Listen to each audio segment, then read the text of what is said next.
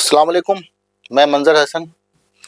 Welcome study point online classes and Hind Guru IAS academy. Previous classes में जो हमने study किया था वो कॉन्टिनेंट वाइज एशिया और अफ्रीका को देखा था।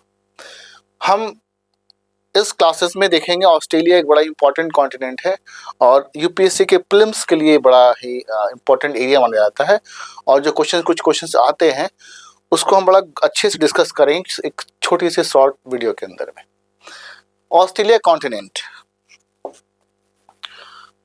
कॉन्टिनेंट जो है ये बिल्कुल सबसे स्मॉलेस्ट कॉन्टिनेंट है और ये इंटायरली साउदर्न हेमिस्फीयर में है।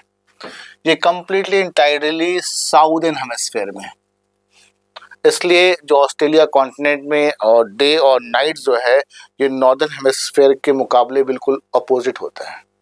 जैसे नॉर्दर्न हेमिस्फीयर में अभी हमारी 22 दिसंबर को हम मनाएंगे शॉर्टेस्ट डे, सेम 22 दिसंबर को ऑस्ट्रेलिया में लॉन्गेस्ट डे हम सेलिब्रेट करते हैं। हम 21 जून को सेलिब्रेट करते हैं longest day in northern hemisphere. Australia में 21 जून सबसे छोटा दिन होता है क्योंकि ऑस्ट्रेलिया इंटायरली साउदर्न हेमिस्फीयर में है। ऑस्ट्रेलिया को हम फॉरगॉटन लैंड इसलिए कहते हैं कि ऑस्ट्रेलिया को डिस्कवर किया गया था 1770 में बाय कैप्टन कुक। इससे पहले ऑस्ट्रेलिया का कोई वजूद नहीं था, तो first discover by Captain Cook in 1770। और ऑस्ट्रेलिया को जब डिस्कवर किया कैप्टन कुक ने तो जितने भी यूरोपियंस थे वो रिसोर्स के तलाश में ऑस्ट्रेलिया की तरफ मूव करने लगे। और आज जो ऑस्ट्रेलियन पॉपुलेशंस हैं वो सारे यूरोपियन कंट्री से आए हुए लोग हैं जो रिसोर्स के तलाश में ऑस्ट्रेलिया पहुंचे थे। ऑस्ट्रेलिया में कुछ इंपॉर्टेंट पॉइंट्स जो पेपर में आता है, आप दो चार ऐसे पॉइंट्स जो मैं बताऊंगा जो बिल्कुल आपके प्रीलिम्स में प्रीवियस पेपर में बार बार रिपीट किए हुए क्वेश्चंस पूछे जाते हैं। क्वेश्चन सबसे पहले इंपॉर्टेंट ये है कि ऑस्ट्रेलिया का एक ग्रेट बैरियर रीफ जो कि ऑस्ट्रेलिया के नॉर्थ ईस्ट साइड में मिलता है, ये वर्ल्ड का लार्जेस्ट कोरल फॉर्मेशंस है। ये वर्ल्ड का लार्जेस्ट कोरल फॉर्मेशंस है। और याद रखिएगा यहाँ पर ये जो कोरल है ये फॉर्मेशंस ग्रेट बैरियर रीफ जो कि नॉर्थ ईस्ट में है। अब ये कोरल होता क्या है? कोरल कहते हैं हिंदी में से कहते हैं मूंगे की चट्टान। ये सबमरीन लाइफ जब ये डेथ होता है डिकम्पोज होते होते आइलैंड्स का रूप लेती है और ये कोरल को फॉर्म करता है जो पानी में बड़ा अच्छे से तैरता है। जैसे इंडिया का हम देखेंगे तो इंडिया में कुछ आइलैंड्स जो है वो भी कोरल से बना हुआ है। लक्षद्वीप आइलैंड्स कोरल से बने हुए हैं। श्रीलंका और इंडिया के बीच में एक एडम ब्रिज है जिसको राम सेतु कहते हैं, वो भी कोरल से बना हुआ है। तो ये कोरल फॉर्मेशंस के थ्रू होता है। तो ग्रेट बैरियर रीफ ये वर्ल्ड का लार्जेस्ट कोरल फॉर्मेशंस है, लार्जेस्ट कोरल फॉर्मेशंस है।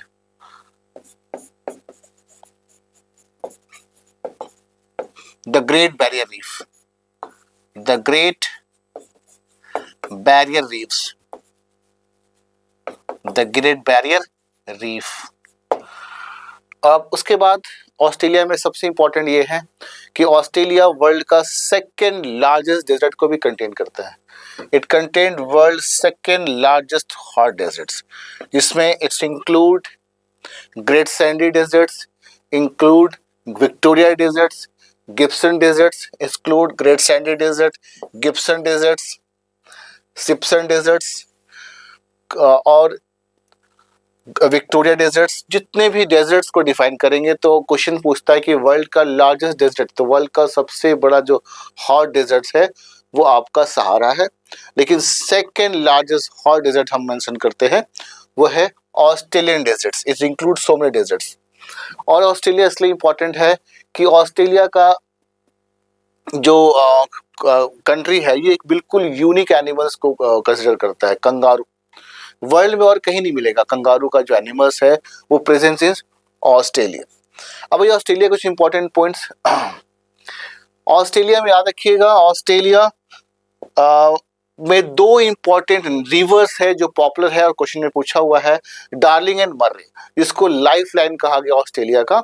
एग्रीकल्चर के लिए दो इंपॉर्टेंट रिवर्स है, Darling and Murray rivers. Darling north में है, मर्रे साउथ में है।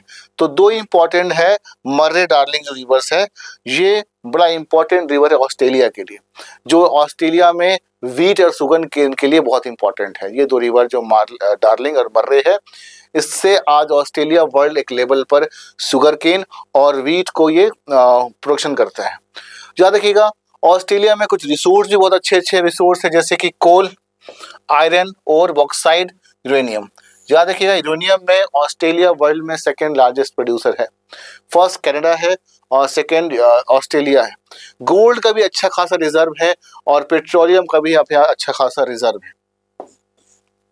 ऑस्ट्रेलिया कॉन्टिनेंट में ऑस्ट्रेलिया कैसा कॉन्टिनेंट है जो पूरी कॉन्टिनेंट होते हुए भी एक कंट्री है, बट इसमें कंट्री इंक्लूड किया जाता है न्यूजीलैंड। यहाँ पर एक न्यूजीलैंड कंट्री है और न्यूजीलैंड को पहली बार डिस्कवर किया गया था बाय फर्स्ट यूरोपियन एबल तास्मैन ने डिस्कवर किया न्यूजीलैंड।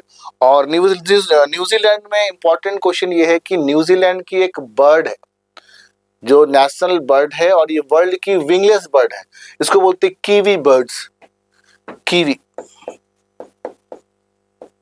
कीवी बर्ड्स जो है ये विंगलेस बर्ड है और ये न्यूजीलैंड की नेशनल बर्ड्स है। और ऑस्ट्रेलिया का जो नेशनल एनिमल है वो कंगारू।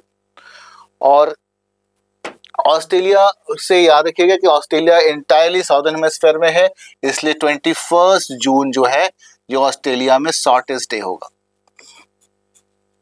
और 22 दिसंबर ऑस्ट्रेलिया में लॉन्गेस्ट डे है। हम 25 दिसंबर को सेलिब्रेट करते हैं क्रिसमस, ठंड के मौसम में, कड़ाके की ठंड में, लेकिन ऑस्ट्रेलिया में क्रिसमस को सेलिब्रेट करते हैं in the hot summer day, है ना, बहुत गर्मी में ऑस्ट्रेलिया सेलिब्रेट होता है क्योंकि इंटायरली ये साउदर्न हेमिस्फीयर में। ऑस्ट्रेलिया की कैपिटल जो है वो कैनबेरा है। अक्सर पेपर में आता है तो बच्चों को लगता है कि सिडनी, बट याद रखिएगा सिडनी ऑस्ट्रेलिया का एक सबसे बड़ा शहर है और इम्पोर्टेंट शहर है, लार्जेस्ट सिटी है, लेकिन ऑस्ट्रेलिया का जो कैपिटल है वो है Canberra. Canberra is the capital of Australia. अब हम नेक्स्ट जो कॉन्टिनेंट देखने जा रहे हैं वो कॉन्टिनेंट है अंटार्कटिका। अंटार्कटिका ये बिल्कुल अर्थ के साउथ पोल में मिलता है, साउथ पोल में मिलेगा। और याद रखिएगा अंटार्कटिका जो है ये बिल्कुल साउदर्न पोल में है और जो सन रेज है बिल्कुल तिरछी पड़ती है, इसलिए अंटार्कटिका हमेशा ठंड में रहेगा और इसको वाइट कॉन्टिनेंट भी कहते हैं। Its cover with ever lasting snow, ये हमेशा स्नो से कवर होता है। और याद रखिएगा the first person who land on South Pole was Ronald Amundsen.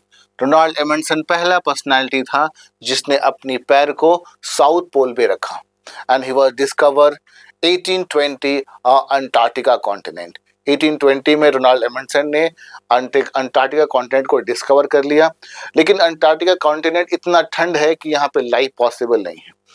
तो इसलिए अंटार्कटिका कॉन्टिनेंट में जितने भी देश के लोग हैं अपना रिसर्च स्टेशन से एस्टेब्लिशमेंट किए वहाँ पे रिसर्च, क्योंकि बहुत सारा big bang theory, origin of universe, यहाँ से कुछ ऐसे एविडेंस अंटार्कटिका के नीचे मिल सकते हैं कि काफ़ी लंबे समय तक बर्फ के नीचे दबा हुआ है। अब आइए, इसलिए अंटार्कटिका को हम कहते हैं, it is called as the continent for science and research. इसमें it's provide unique opportunities to science to learn about the world. हमारे वर्ल्ड में क्या क्या चीज़ें हैं, बहुत सारे अपॉर्चुनिटीज आपको यहाँ पर रीड करने को मिलेगा, इसलिए हम कहते हैं अंटार्कटिका को continent for science and research, है ना। और याद रखिएगा इसमें सबसे इंपॉर्टेंट ये है कि it is only the continent which is completely frozen, ये बिल्कुल बर्फ से ढका हुआ है, इसलिए भी therefore we known as the white continent, इसको हम वाइट कॉन्टिनेंट भी कहते हैं। लाइफ पॉसिबल नहीं है, लेकिन दो लाइफ यहाँ पे मिलता है, एक पोलर बियर मिलेगा, दूसरा पेंगुइन्स मिलता है और कुछ सील मिलता है। लिविंग मतलब इतना ठंड पड़ता है कि लोग जाते हैं तो उनके कह सकते हैं कि बड़ा इंतजाम के साथ वहाँ उनको रहना पड़ता है, जो रिसर्च साइंटिस्ट होते हैं। अब भारत के साथ क्या अंटार्कटिका क्या रिलेशन है? भारत के 3 रिसर्च स्टेशन अंटार्कटिका में, 3 रिसर्च स्टेशन में, एक है भारती,